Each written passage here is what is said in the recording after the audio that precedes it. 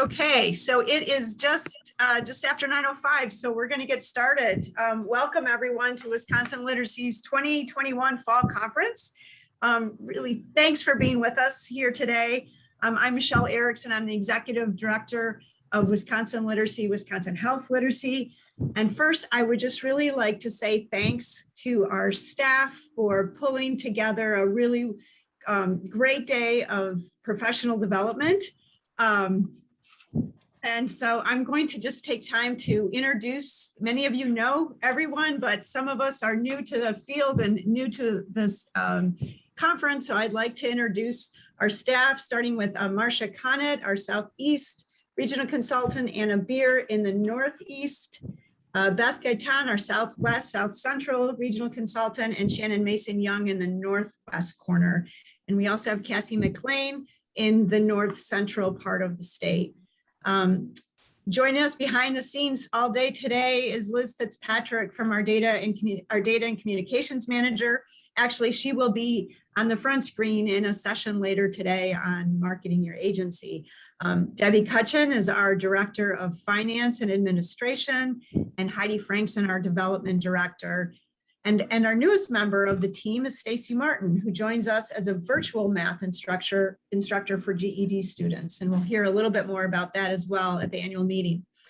Our health literacy team will be joining us also for the annual meeting, where we have some exciting news to share, as well as a session right after the annual meeting on ways to engage with health literacy opportunities. So this team has lined up some great high quality professional development for today, and the sessions reflect different areas of literacy that many of you are working on, including training of volunteers, marketing your services, health literacy, and workforce literacy. And we'll wrap up the sessions today on time management strategies. So Wisconsin Literacy has been exploring how we can better support your services to students around workforce connections. And we're excited to be working more closely with DWD and local workforce boards to find more ways to respond to the critical labor shortages and the new work opportunities that may be a fit for some of your students. And due to the unmet need for more skilled labor in our state and across the country, traditional barriers to employment that many of your students may have faced in the past are starting to lift. And we will hear more about these shortages at the annual meeting from DWD's chief economist and a Wisconsin Literacy Board member, Dennis Winters. And that's at 11:30 to 12:30 today. This morning's keynote, Jennifer Seese is an employment and training specialist with DWD, and she's going to help us learn more about online workforce resources, including the Job Center of Wisconsin resources. And I'd like you just to keep in mind today how you might share this learning from Jennifer with tutors and instructors in your programs that are working directly with adult learners. And as we emerge from under some of the impacts of the pandemic, we hope that you will agree about our responsibility as literacy providers to provide our students with all the job and academic learning opportunities available to them. And there are many upcoming opportunities to learn about, including a November 3rd apprentice workshop that your regional literacy consultants will be sharing more about soon. And we're also helping facilitate connections to local workforce development board meetings that are going on across the state. And finally, Wisconsin Literacy, which really means all of your programs, are represented on the Governor's Council for Workforce Investment. And we'll be meeting to finalize the state's 4-year strategic plan just later on this morning. And I just want to share that part of that plan includes making the workforce system more accessible and inviting for students who have not connected to workforce services before. So with all that in the background, let's get started with our first conference session, online workforce tools. Marcia, can you please introduce our first guest presenter? I would be happy to. So good morning, everyone, and welcome to the online workforce tools sponsored by Wisconsin Literacy. We're a nonprofit statewide coalition of 70 literacy agencies, and we strengthen literacy through expert trainings, personalized consultation, health literacy, workforce connections, and advocacy. I'm pleased to introduce Jennifer Seese. Jennifer has been with the Bureau of Job Service within the Department of Workforce Development for 9 years. She was previously employed as a rapid response clerk with WIOA and Dane County as an eligibility processor. So she has a really good understanding of partners in the job center and can assist job seekers that come to their resource room. She has a 20-year-old son currently enrolled at Madison College in protective services, pursuing his dream to become a firefighter. And he most recently changed jobs, so he has used her services as well. Jennifer, the floor is yours. Thank you. It's nice for everyone to be here this morning. And if you have questions as I'm presenting, feel free to go ahead and ask them, or put them in the chat, and then we will address them as things go on. And if at the end, I will also have my information. So if you don't jot it down, you'll be able to get it on the last slide. And then also I will discuss with the folks running this today about how to get a copy of the presentation if you would like that as well. So if you haven't gone on to the Job Center Wisconsin website, this is what the homepage would look like for anybody that first logs in. As you see with my arrow there in the right-hand corner, we have just most recently added our Maddie Moo chatbot feature. So that ways that we can help anyone using the website when they are doing it after hours or on the weekends and the evenings or from home. And from asking her questions, she's also learning and be able to answer all kinds of questions as they come up.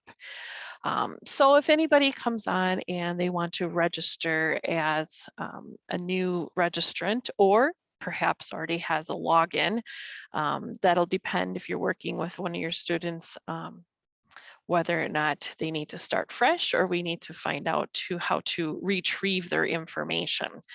So anyone that's coming into our job centers, I typically would ask them first if they've ever registered in the past, because they can only have one account. That is some of the struggles with folks when they can't recall their information, if they've registered before on this site or website. And then we have to find ways to assist them so they can utilize the site to definitely do their job search. So if they have never registered before, it's going to require that they have an email address. So that is beneficial, again, if they know how to log into their email. Having a cell phone is very useful as another alternative to get their account confirmed. And then, of course, there is the ability to retrieve their forgotten information, but again, it's going to go through their email.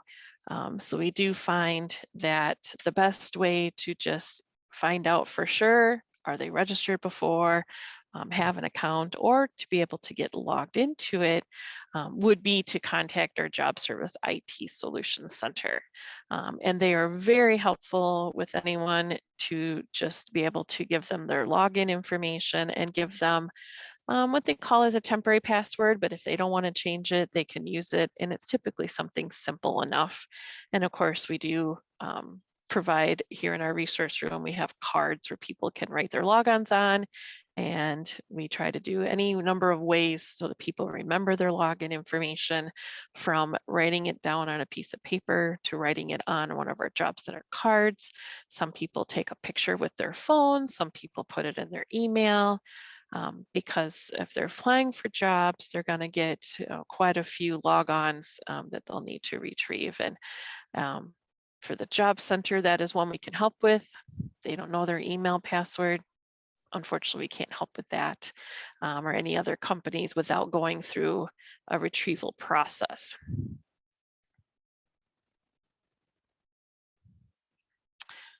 So if they're going to create a logon, it's going to bring them up the creating a logon page. If they're a brand new registrant, they will have to fill in, or you can assist them with filling in the information with their name, their current email address, a phone number.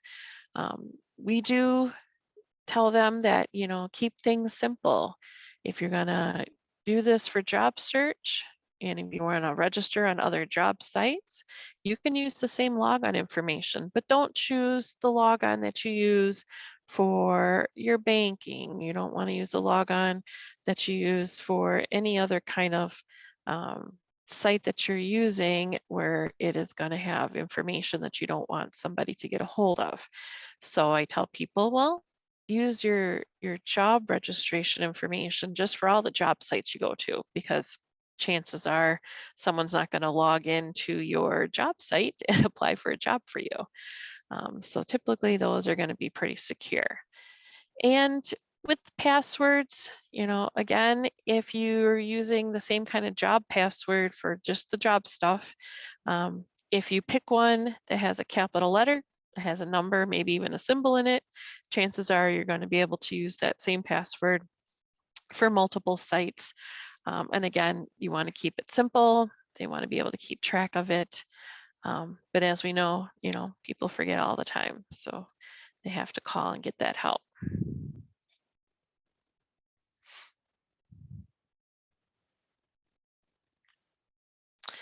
So for the job service division, in order for us to provide additional services, such as helping with resumes, helping with interviewing, using our career counselor, any of those types of individual services, we would require that they register for services, which would be the second step that someone will go through after they create their logon. So once they create their logon, it is going to ask them to confirm their account using their email. And they do have the option to confirm with their cell phone, especially if they don't know how to log into their email. And then of course, any troubles along the way, then that's where that IT number comes in. When they get to this part of the registration, their social security number is not required unless they're filing for unemployment. If they ever file for unemployment in the future, they will be required to go back in and put that social security number in. The only reason is so that it connects their unemployment to their job center registration, because it's a requirement of somebody filing for unemployment.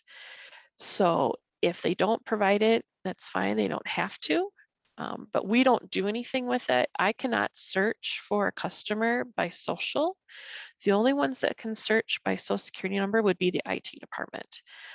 So the only way I can search for a customer would be first name, last name, their email address, and or their date of birth.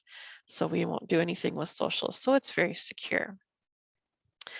You would know that they're logged in anytime you log in, because you will see that the system will say hi and it'll have your name up there. So you know that they're logged into it. So once somebody is registered, they would actually have access to use the Job Center Wisconsin to do a job search, which I will be showing you how to do that. But if they would like, they can go on to the third step, or if they are filing for unemployment, they could go on to the third step, which is to create a resume in our system. It is a fill in the blank. It is very, sets up a very general look of a resume. And with some folks, if they would prefer to have something more professional, then that's where we as job service agents can have them fill out this general one. They can send it to our resume review box. We have an inbox for that. Or if we're not busy in the resource room, we might be able to assist them in person and be able to take the look of a general resume and then make improvements on it to make it more visible and be able to upload that for job applications so that they would be highlighted for what their skills and abilities are.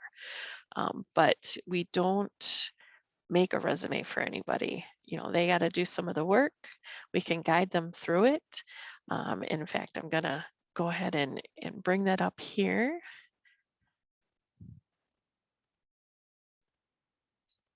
And I want to do this.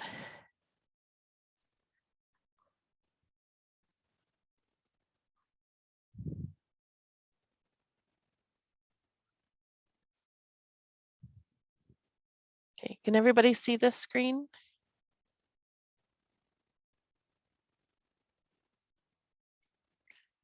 I want to make sure We're that you guys, seeing elephants on safari. can you see the Job Center now? Yes. Okay, perfect. Yeah, it's whatever screen I'm on here. Okay. So Job Center Wisconsin, I want to log in. And the best way that I learned how to be very good at navigating through the Job Center Wisconsin is I created my own account. That was the best way for me to start playing around with it. And I had an account when I was unemployed because I filed unemployment. I was looking for work. But even now, it's really helpful because I can log into it and then I can show how someone can navigate through it if they don't have time to register in the office. If they're just kind of passing through, I can give them that look-see to show how to use the site. So if you guys can see my face, I'm actually going to be looking over here at my other screen so I can go through the site. So once you're registered and they're logged in, of course, it says, hi, Jennifer, up here, I'm logged in.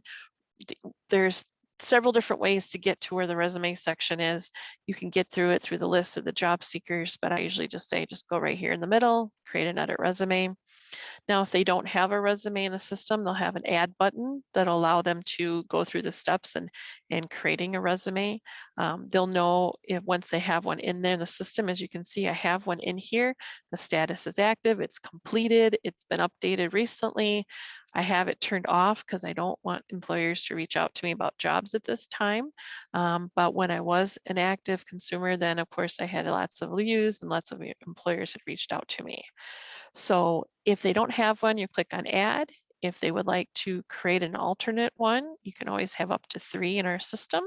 So there's another add button here, and then I'd be able to. And a new feature that was just launched this week, that if they do have a resume, then they actually, when you get to the add button, it's going to ask you if you have an existing resume. It'll let them use their resume to parse in some of the information for them. So that does help.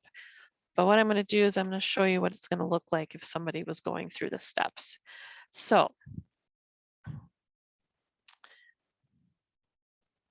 all right.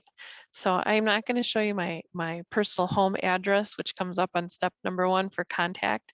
So we just always want to make sure that the customers are keeping that updated, because employers will regularly log into our Job Center site and actually candidate search. We had it happen, somebody the other day, they created an account.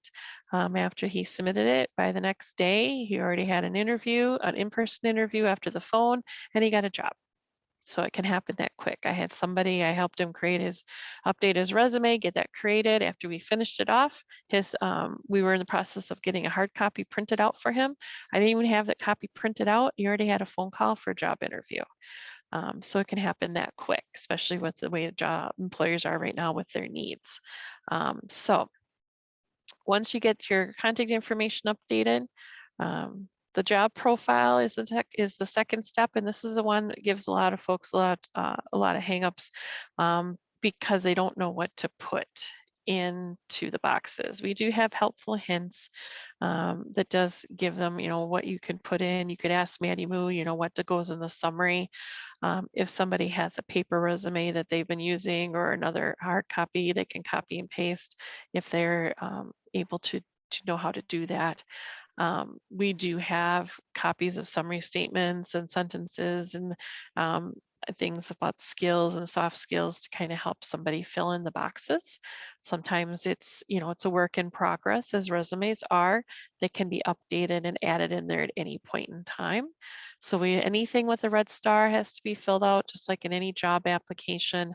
So we'd have them put in something in the summary statement, some of their job skills, and then they can have up to 3 job categories of jobs that they're interested in doing. So they'll put in a title, they'll choose the category that the title fits within, how many years of experience they have, and add those in. And then most importantly, to save along the way. So then they would save and they would have them go on to the third step here, which would be adding in their work history. Now, if they have used the parse feature, it'll start to fill in the information for them. If they are starting from scratch, no matter what order they remember them in, it'll also line them up from the most recent to the oldest. And we're looking at 7 to 10 years is a good amount of time. So they would be able to put in their business name. So let's say I work for the, Literacy Network. And if I work out of the Madison office and it's not a military job, and let's say I'm a clerk and I search out my title. And the really nice thing about this is once you put in your category, it's actually going to give them suggestions of what they've done for the job duties. So that does help when they're trying to figure out what should I put down, what kind of jobs that I've done and what did I do there. You would check off the ones that are relevant. If they see one, they're like, well, I do office machines, but I don't know what a facsimile machine is, a fax machine. If I don't use a fax machine, but I use all the other ones, they can actually come down here and you can take it out so that it just has what they needed, or you can manipulate this and they have like a whole 3,000 text limit. So we say on the Job Center, because this is something that employers are going to search through, the more the better, the more words. You put down, when did you start? If you're still currently working there, you would leave this blank. If the job has ended, then you would put that and you would add that information and it would add it to my current information. And then I just tell them, once you get through steps 2 and 3, it's all downhill after that, because then it's just going to ask you about your education. It's not required to put in all that information for the schools, but you can. And I typically would say anything higher degrees and any kind of training certificates that you've taken would be beneficial. If it's just high school, you don't have to list it. Their availability, how far would they be willing to drive from their city?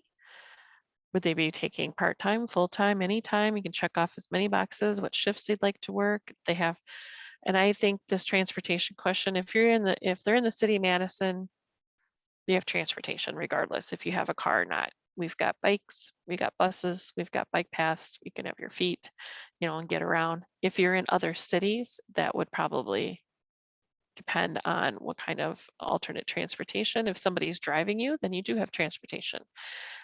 If you don't, of course, you would say no, and you have a valid driver's license. And then when they get to the final step, when you get here, it'll look like this. Are you done entering all your information? And that's a question that stumps people, but you can be done and then come back and add more to it, because once you say that you're finished, that's going to ask you, do you want employers to match to your jobs? If they're not ready yet, they can say no. If you're filing unemployment, it's going to say you have to. It's recommended, of course, to employers to match to you. I just keep mine updated every so often. So I say no for now, but I do have an alternate resume that I've uploaded here. And then when I do want employers to match me, then you get to choose, what do you want the employers to see? We really don't recommend people saying anonymous, but there are some people that decide that they just want employers to match them anonymously, which means the employers would only see, they would see not the name of the business, but they would see what their job title was at the business. They would only be able to reach out to them through the Job Center of Wisconsin through an email, but they would not have that email address. They wouldn't have their phone number to reach them directly. They wouldn't have their name. So it's very limited information. So we typically would say, okay, if an employer were to reach out to you, can they call you and email you, or can they only call you? And that is where some, again, have issues with getting into their email. And if they have uploaded a resume, of course, that would be the preferred version, is to see the uploaded resume. So our system works, and it works like this with a lot of places, is that it'll candidate search for whatever you've put into the system. And then in our case, if it matches you with the words of the profile, and then they'll see whatever end product resume you want them to see. And in my case, it would be the uploaded resume, and that's what the employer would be able to see. And it has my full contact information, and they can reach out to me. There's been times when I've done this through a class and I have left it on yes, and then I'll get an email or a call. And then unfortunately I have to tell that employer it's my job and I'm not leaving it. So another nice thing about the system is as soon as you finish this, it will send me right to jobs based on what my profile says. And so it's already matched my information to over almost 600 jobs. So I could go ahead and start applying right away. With this resume, if you don't do anything with it after a couple, anywhere from 90 days to 3 months, it could go into an expired status. They would get an email saying your resume is about to expire. You need to go in and update it. And then if there's no changes, as long as they go through the view and update and just hit save, it'll reset the state. So if you remember when I first looked at this, it said 10.1, now it says 10.5. So I see there's a couple things in the chat. I don't know if those are questions for me. Yeah, so yeah, if we're at a good point to Mhm. take a break, I can read. Perfect. So would you say that the resume, is it a template or more of a resume builder? It's not really a template, right?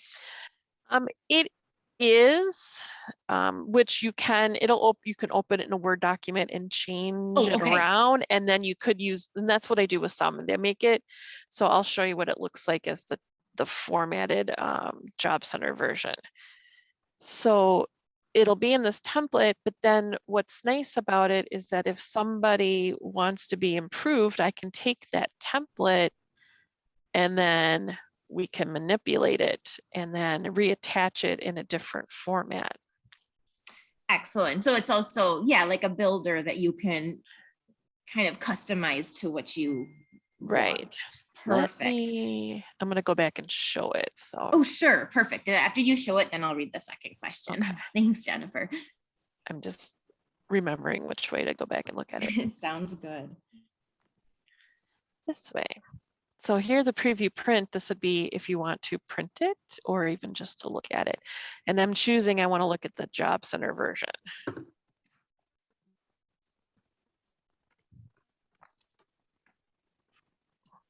So this is what it would be a template for. You know, it has my summary, my skills, and then and if you see, you know, by the marker, you can see that this is formatted. It's got the little formatting mark here. So it's got it set up in this kind of, you know, view. And then for me, it's like 7 pages, you know, which is way too much for you to use in an application. But that's the way the employers connect with me, is through all these words. And then they see, of course, my other resume. So with somebody, I would take this and we would go through and I wouldn't have it formatted this way so that there's more information laid out, if that makes Excellent. sense. Yes, thank you so much. It's such a wonderful tool. Okay, so our next question is, as teachers and tutors, can we set up an account to demonstrate how to access and use this site for our students? Or is it possible for someone to browse to look through this site without registering? So if you're not registered, and I'll show you what happens. So if I'm not registered and I just want to show around, you can't get into the resume section to show the screen, like the screenshots I have.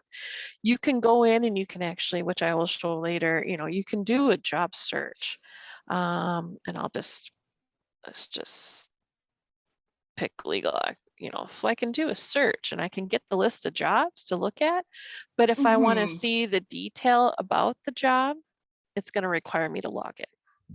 Okay, so do you think oh, sorry. Oh, that's okay. You can navigate around the site and you can look at things, but to actually get to the information, the detailed information, apply for the jobs, you have to be registered. So what helped me is the fact when I do classes where we do show others how to register, or would use this as examples in other workshops when we were doing them in person or even in this capacity, having an account does help because then I can show more of it.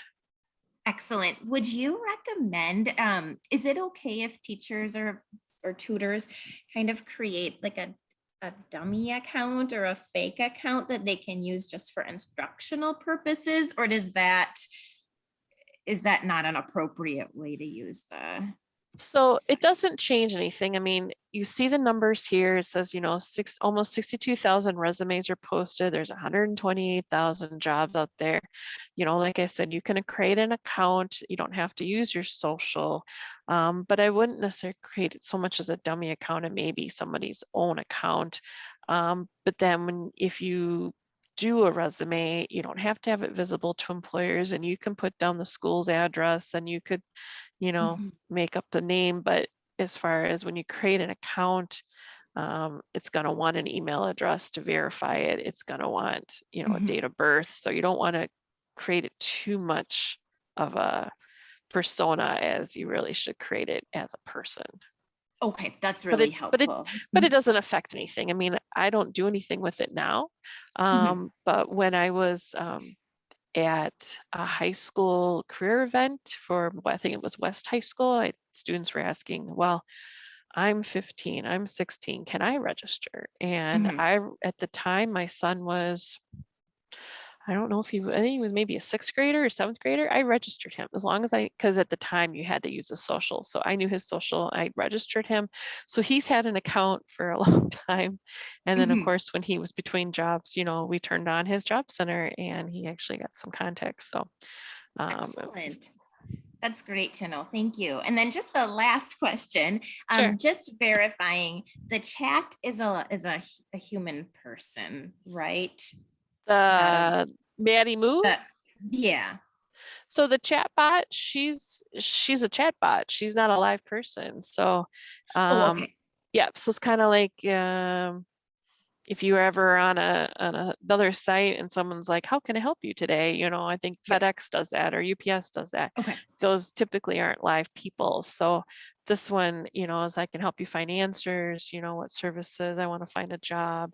And she's already giving me information about how to find Okay. a job and how to register. So this is very helpful now that this was launched just Mhm. recently to really help guide people through the site if they can't find what they're looking for. And she's supposedly, you know, designed to learn. So Mhm. they encourage us as staff to go in there and like come up with some hard questions to have her learn how to answer questions coming from the public.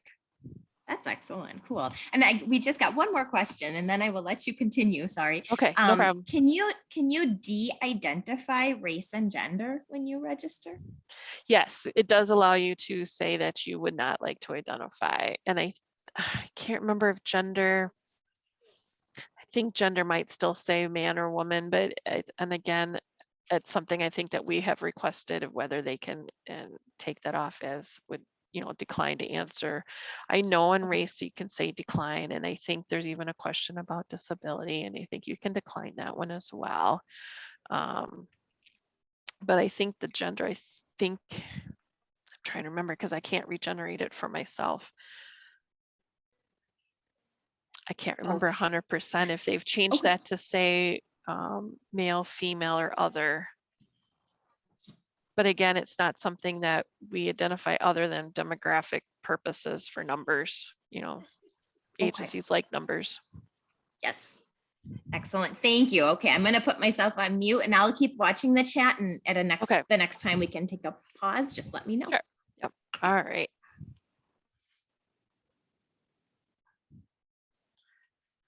All right. So on the Job Center website, there are a couple different links, and of course, lots of links that you can get to and go places to get information. Two of the ones that are there that are on the homepage would be the Wisconomy and the Skill Explorer. These are some great sites that we do a lot of referrals for folks. And of course, I have, you know, a 4-page internet site listing that we do provide to people here with not just job sites on it, but lots of other resources. But the ones that we use a lot at the Job Center with Wisconomy, it's a great opportunity for somebody to get information on labor market, where if they're looking at, you know, right now it's showing, you know, what are the hot jobs, the top 50 jobs in the state that are looking for folks. So you can go in and you can do a search and you can look at the projection of the hot jobs for labor market. Of course, truck drivers and sales are high up in there. You can also get to a point where you can start looking for information on wages. You know, a lot of times folks are looking for jobs, but they are really needing to stay in a certain wage amount. So you can do a wage query, you can look at the unemployment rate. So there's lots of different pieces of information that you can get. And of course, I could continue on with doing the search. by occupation, by industry, by area, by county, by city. The information is just, there's a plethora of it, and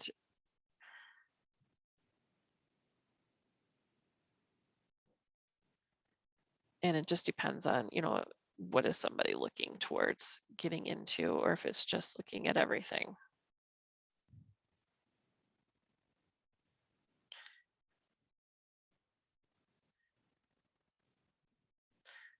So, and this was just, all different occupations. Of course, it's not going to give me, but it's going to just say, entry wages for Dane County for a combination of all industries is looking at to be around $13, $14 an hour.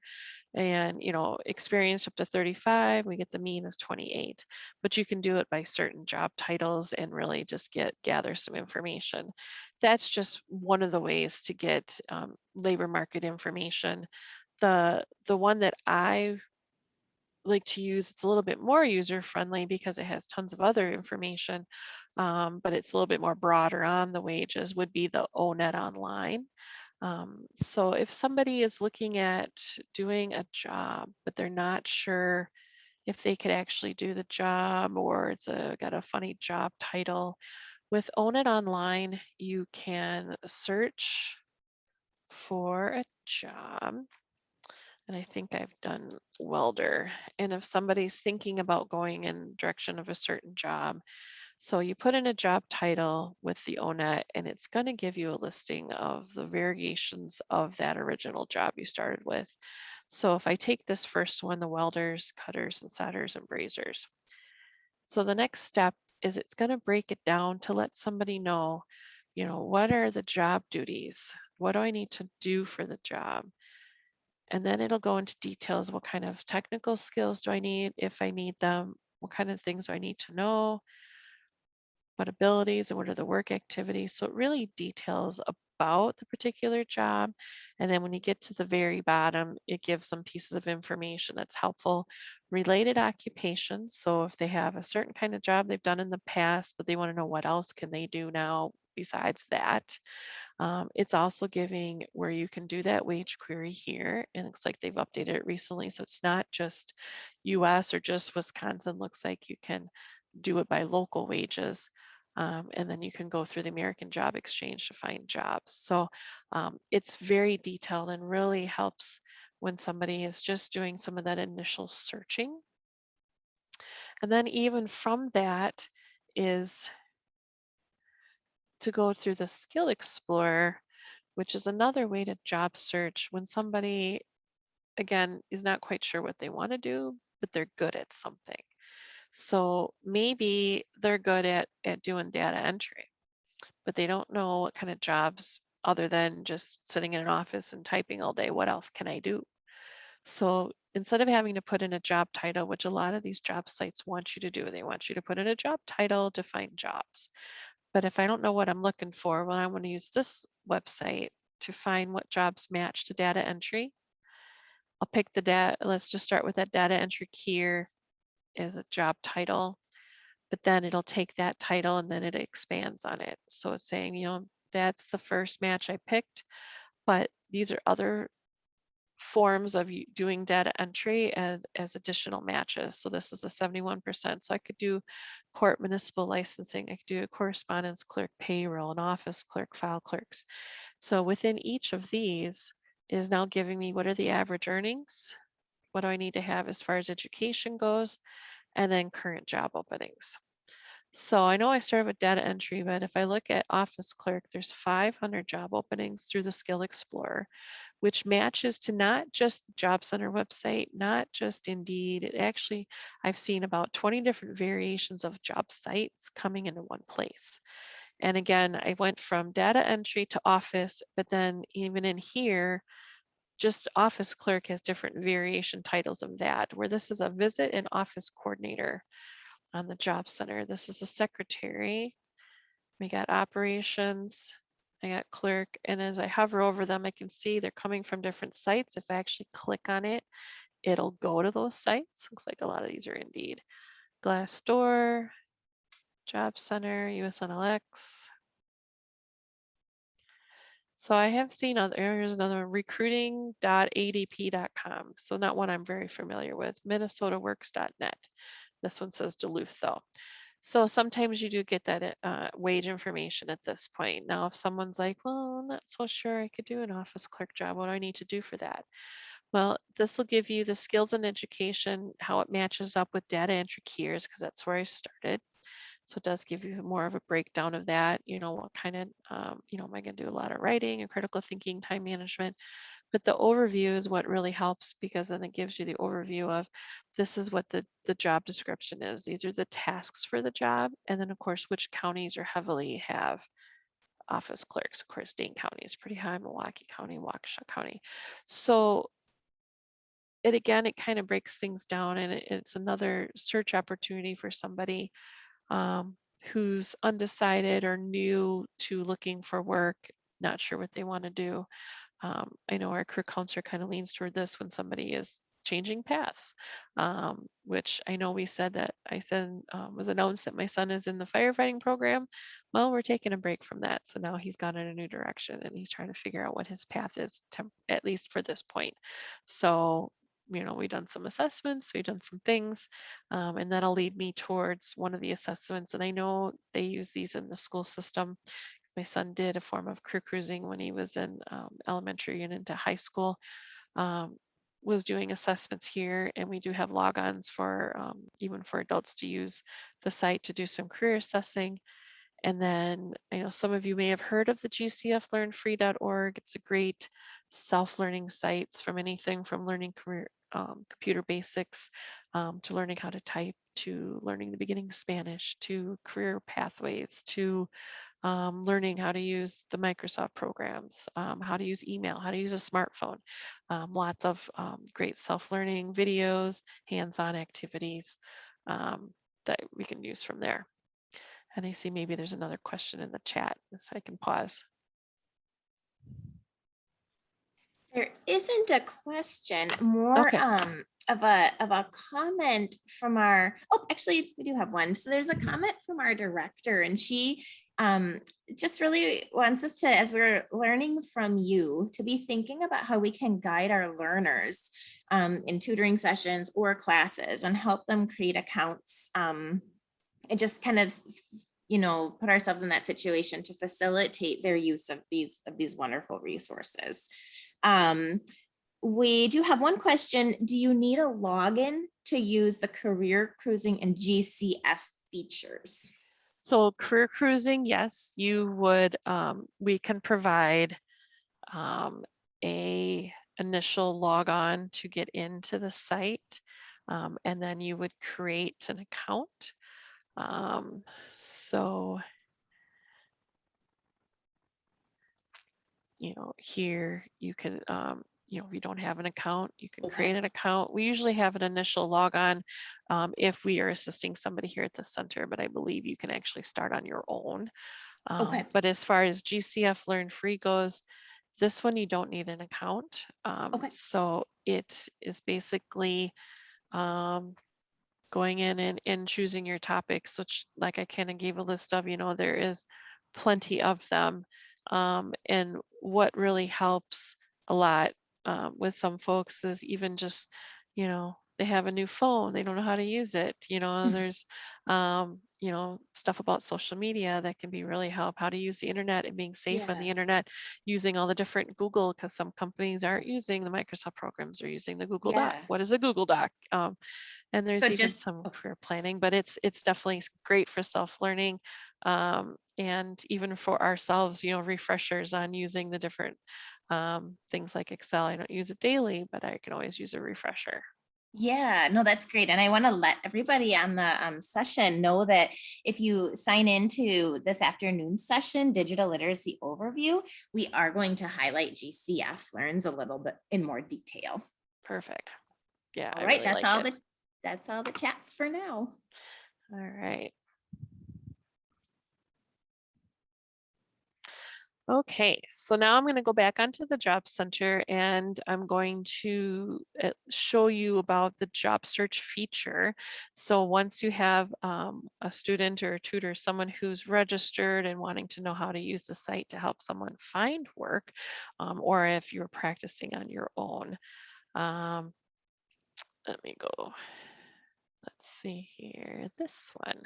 So of course, the best way to do it is to log in. And one thing that we have found in our resource room, if somebody's here for the day and they're going to do a job search, we immediately start with putting their resume on our desktop, on the computer, public computer there in the resource room on the desktop, because we know they're going to need it to upload to an application.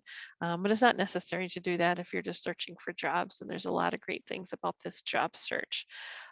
So the job search tab, if they have a resume posted on the Job Center, they can just immediately just go to the skills match and they can find jobs matched up with what their resume is and they can search that way.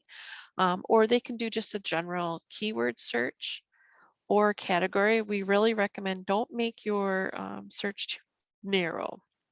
Once you start, and if you're doing the advanced search and you're really plugging in, it has to be this or that and the other, then it's really going to narrow down the opportunities. Maybe you'll miss something that you didn't think about that you could do. So I recommend always putting in your location, whether they want to work within a certain city, like say Madison, or they're open to, what's within their county.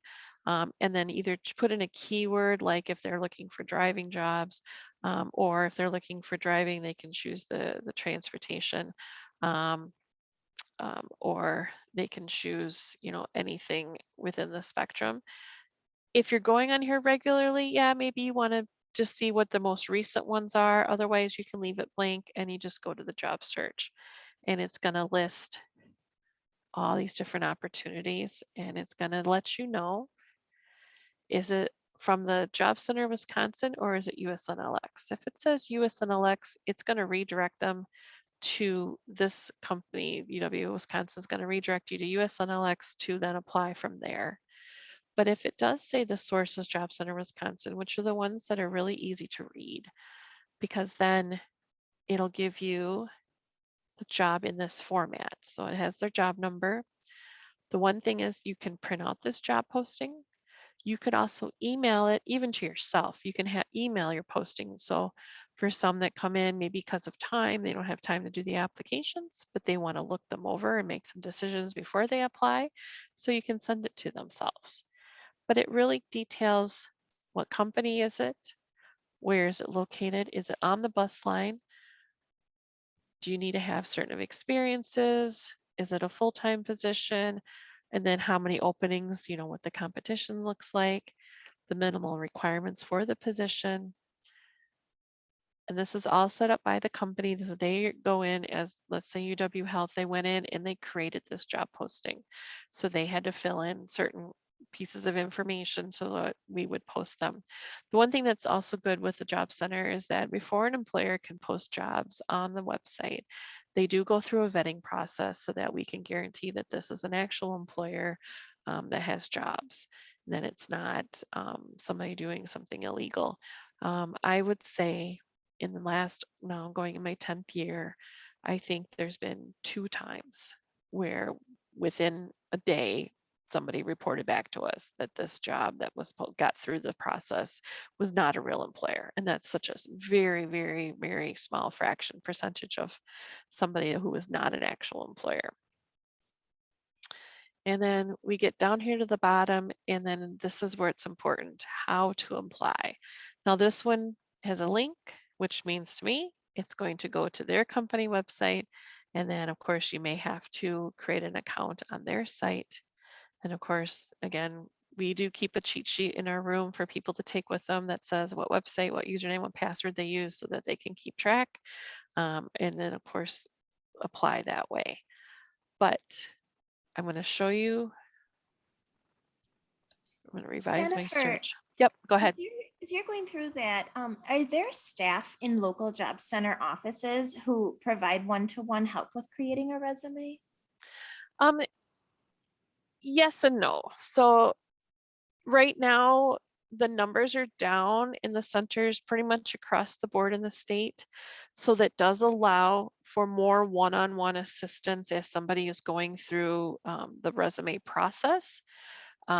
Not necessarily always have the ability to sit with somebody and work with them individually, but maybe to get them going and get them started and be more at hand if they have questions. Yesterday in the morning, we were really slow. If somebody had come in the morning, I would have been able to do maybe more of that. In the afternoon, we had one Hispanic couple. So then my coworker who speaks Spanish in the room with me, that she was working with them. Then I had somebody come in who was trying to file his unemployment. Another one came in, had to get registered. Another one was trying to apply for a job through Walgreens. Another one came in.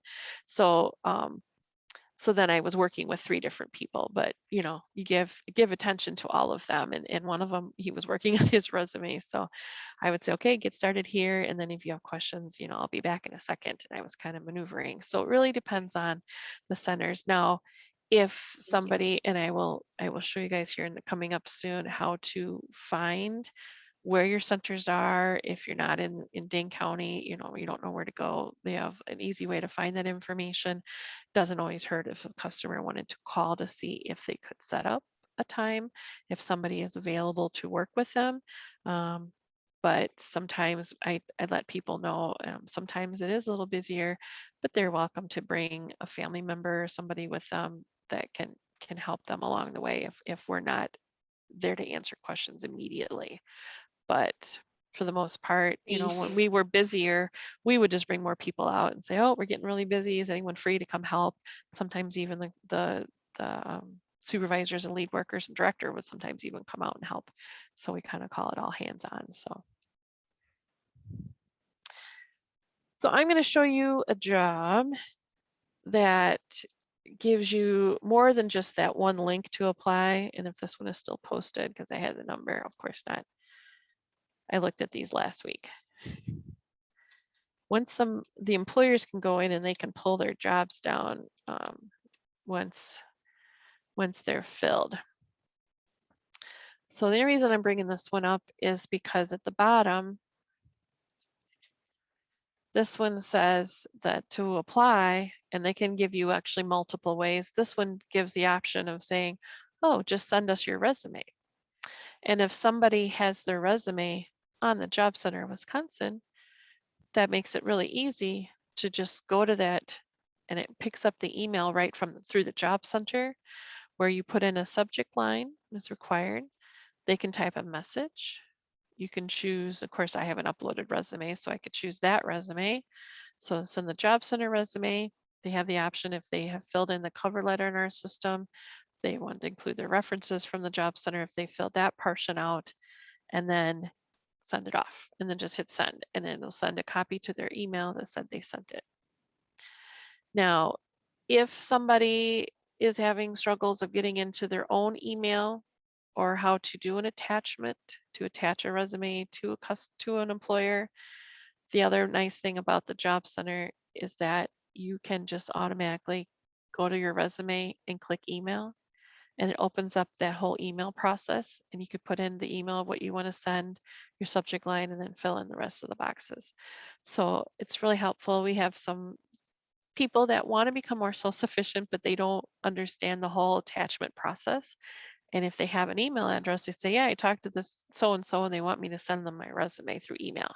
Well, and if they only have a smartphone, it makes it really challenging to attach documents in a smartphone if you don't know how you're doing it. So this could be another alternative for somebody that's a beginner, and especially when they're navigating through email. And then, like I said, you know, if they have references, which again is through this section as well, you can create a reference page. You can work on cover letters, which is more advanced from what we're doing today, but there is that option of example in there that you can type a cover letter in here and go from there. So there's lots of ways to apply for jobs. Let me see if I can find another one that gives us multiple options.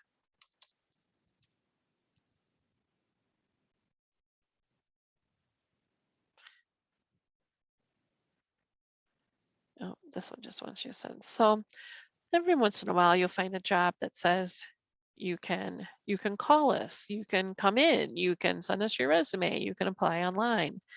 And then that does give, what I tell some of our, especially some of our labor guys, if they get the multiple options. Well, if it says they can go in, they're going to go in. If it says they can email their resume, perfect. Yeah, and this one says you can email your resume or fax your resume. So it just all depends on what the employer has set up and how they want them to apply. But we promote our Job Center website because it is the largest database for the state. It's free for employers to register. It's free for job seekers to register. And of course, we can help guide through it.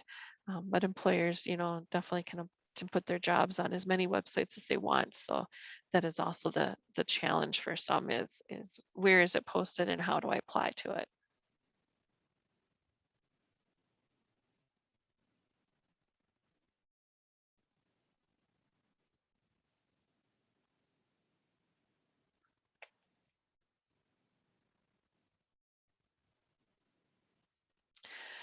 So some training resources. So we do have apprenticeship navigators for our different districts throughout the state. So we can definitely, pass that information on if somebody were to need it. You can also, I believe, get that same information from the apprenticeship website. If somebody has been working, especially through the pandemic, and then they get laid off and they're not returning to work, or if they're low income, they could qualify for the Dislocated Worker Program, which is branded as the Workforce Innovation Opportunity Act, or WIOA. That is something that's actually available, and it's probably branded other names throughout the US. But here in Wisconsin, we call it WIOA, it's Dislocated Worker Program. In Dane County, it's even branded as WorkSmart. And those individuals, it's a federal program, so you would have to qualify for those additional services, but it does give more of that one-on-one, where you would get your own career planner who then would work more one-on-one because they're like case managers, whereas we help the public in general, regardless if you're getting unemployment or not, if you have a job already or not, we help you as long as you're registered. This would be more of an individualized program to support somebody and what is or what will be their plan for reemployment and how to be successful. And then the Urban League is really taking off with lots of individualized trainings. They have one that's, you have to be in there by tomorrow, but it's an office administration training. Some of their trainings will lead to employers. They had one for exact sciences where they train them how to be lab techs, and then they'll guarantee they'll get an interview. And they say, I think they said about 85% of their folks actually then get hired into exact sciences. So great things that they're doing there, and always up on track. And they have like Friday career meetings, webinar, Zoom things that they're doing to help job seekers find out about jobs, and all kinds of programs that they have going on there as well. And I just wanted to say that we are offering an opportunity to connect with the apprenticeship program on November 3rd at 12:30. So you can sign up for a virtual session.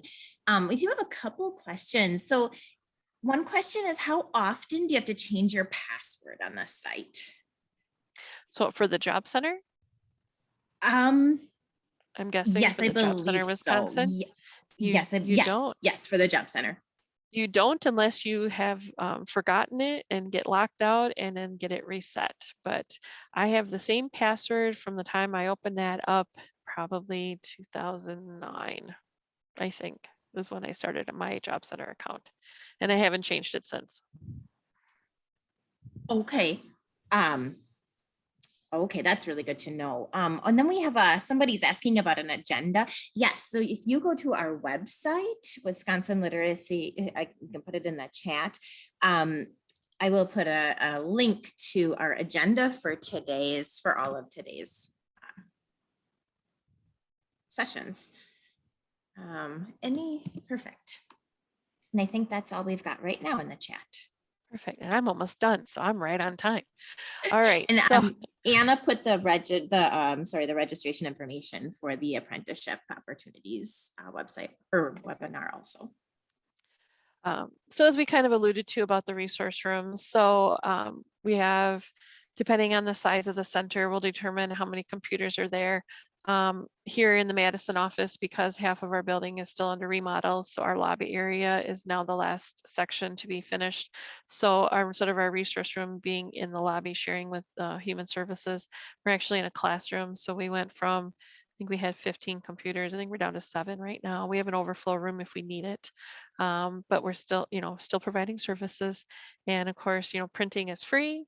We can fax for job-related services. So to an employer, to unemployment, those are free services. There's telephones here in the building. If someone's cell phone dies, we have a cordless phone in our room to use. There's a copier, we can get copies. And of course, the staff are on hand. So how to find out where your centers are. So on the Job Center in Wisconsin, we have this wonderful new directory that came up during the pandemic so that folks could find out how to reach out to their local offices.